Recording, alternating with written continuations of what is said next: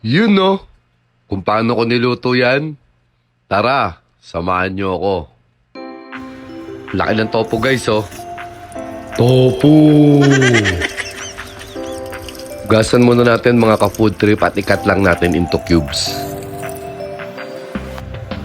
Share ko lang sa inyo mga ka-food trip. Para hindi naninikit yung mga biniprito natin, lagyan muna natin ng cornstarch.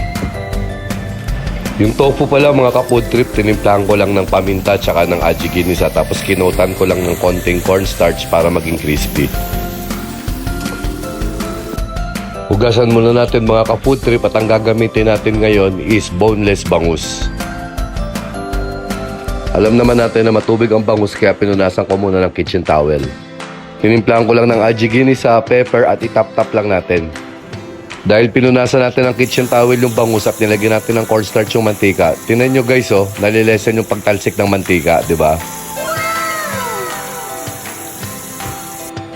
At habang piniprito natin yung bangus, hugasan na rin muna natin yung pechay.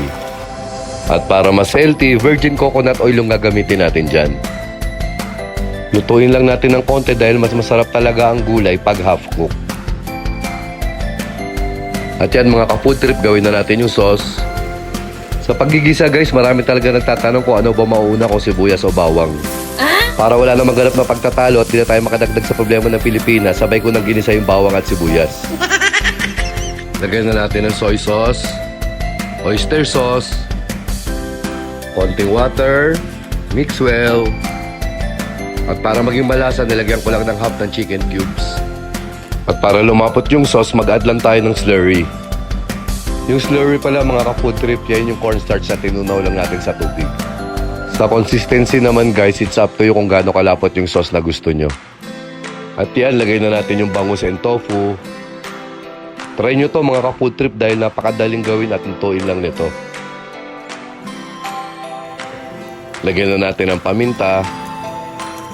Ito palang luto na to mga ka-food trip, usually makikita nyo to sa mga Chinese restaurant.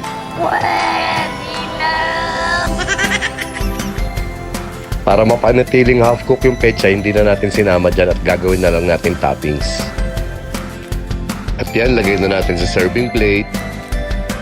Try nyo gawin to guys dahil sigurado kahit mga bata magugustuhan nito. Wow! Kita nyo ba yan mga ka-food trip? Ang dami ko ng gutom, sigurado patay na naman ang diet natin ito. Woo! At eto na ang aking version ng fish da con tofu. Oh my God! Wow! Ilabas ang extra rice!